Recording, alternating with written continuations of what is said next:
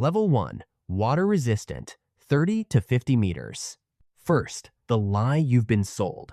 A watch says 50 meters water resistant. You think you can swim with it? Right? Wrong. That 50-meter rating?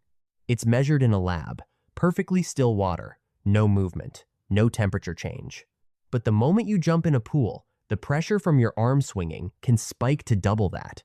One shower with hot water expanding the seals, and you're done. These aren't dive watches. They're barely water resistant.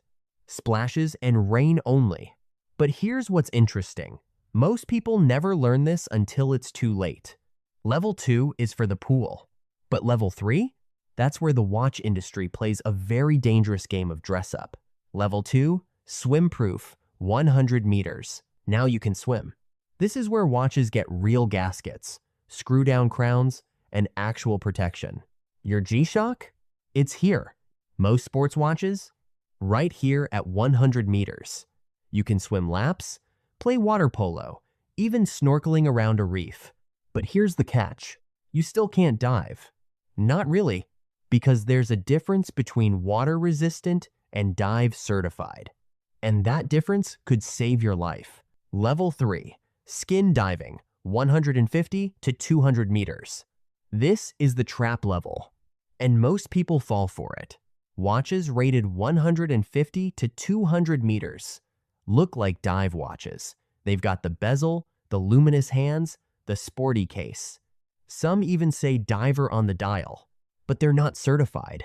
They lack the ISO 6425 standard, the actual test that proves a watch can save you underwater.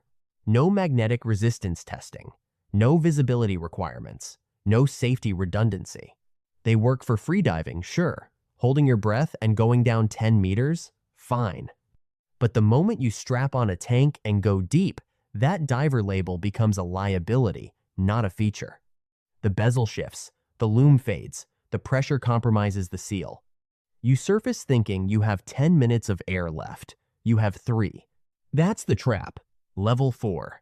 Recreational diving, 200 to 300 meters. Here's what shocked me. 200 meters is more than enough for actual diving. Why? Because recreational dive limits max out at 40 meters. Even professional certifications rarely go past 60. So a 200-meter watch gives you a 4 times more safety margin. But it's not about the depth number. It's about what that certification means. This is where Seiko SKX lives, where Tudor Black Bay earns its reputation, where the Omega Seamaster 300 proves its worth. These are real tool watches. The bezel isn't decoration. It tracks your remaining air supply. The loom isn't just cool. It's so you can read time in total blackness at depth. Most people think they need more. They're wrong. But some people need way more. Level 5. Professional diving, 300 to 500 meters. At 300 meters, something changes. The watch gets heavier, thicker, more serious. Because this is where professional divers live. The people who go into shipwrecks, who do deep technical dives, who actually need the tool, not the toy. The Rolex Submariner, Omega Seamaster Professional, Tudor Pelagos at 500 meters. Thicker sapphire crystals, crown guards to prevent accidental bumps, multiple gaskets at every entry point. Some even have locking bezels, so you can't accidentally rotate them and lose track of dive time. Here's the truth most people miss. Dive instructors who dive every single day, they're perfectly happy at this level. 300 meters is more than they'll ever need. So why do watches go deeper? That's where it gets weird. Level 6. Deep saturation diving, 500 to 1,000 meters. Imagine living underwater for weeks. Not visiting, living. That's saturation diving.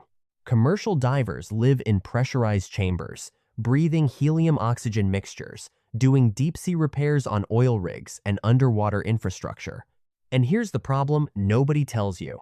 Helium molecules are so tiny, they seep inside your watch, through microscopic gaps in the seals, into the case.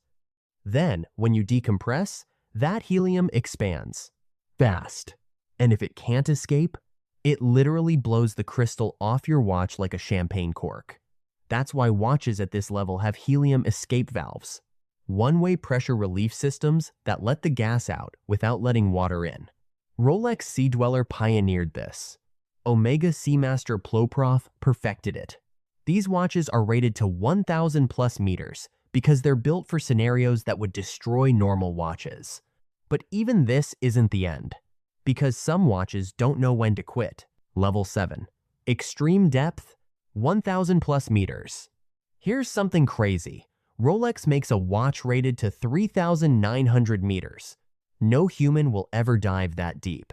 The world record is 330 meters, and that diver nearly died trying. Commercial saturation diving rarely exceeds 300 meters. So why build a watch for 3,900 meters? Because they can. And because it proves something. The Rolex Deep Sea has a 5.5 millimeters thick sapphire crystal. The entire watch is 17.7 millimeters thick. That's thicker than some smartphones.